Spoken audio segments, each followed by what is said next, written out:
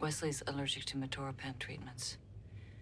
I think they'll have to use a bicardine substitute. I should Beverly. send his complete records to the Academy Infirmary. Of course, they probably already have them, but you can't be too sure. Beverly. He's fine. I know he's fine. I know he's fine. Wesley was so excited to make the flight team. Of course, I was a little nervous, but I was proud. I always knew there was a chance that something like this might. Beverly, Wesley's alive and he's well. Did you know that wasn't the original scene that Ron D. Moore had written?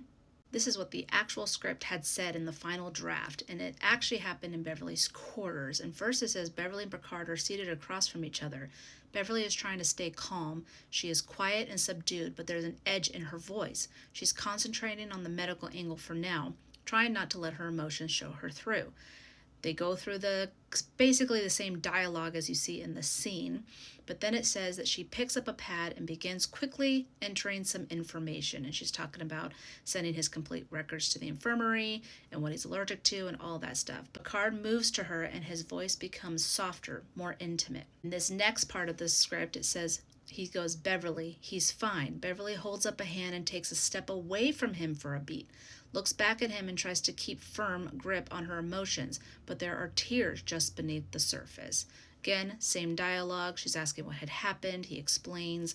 In a beat, she knows it could have just easily been Wesley.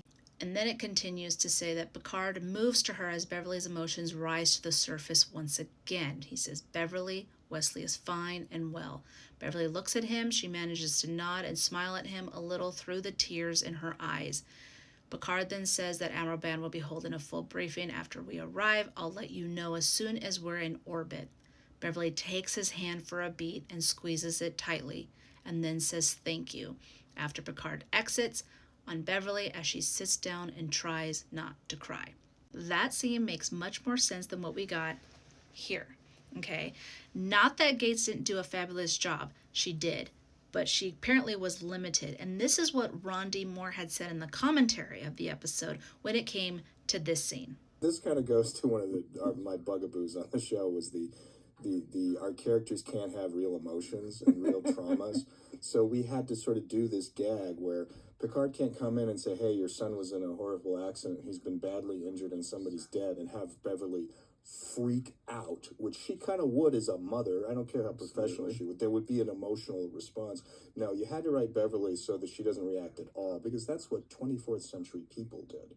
I get it. In the 24th century, things change. But one thing that doesn't change is a mother's love. Her reaction seemed so much better in the script than what we got in sickbay. Again, Gates did a wonderful job. Again, Ron did the best he could. I think there would have been a nice touch if we just had a little bit of her showing that, oh my gosh, I almost lost my son, like how I lost his father. And that would have just been really, really nice. But unfortunately, Beverly is not allowed to show emotion. She has to be a serious Starfleet officer.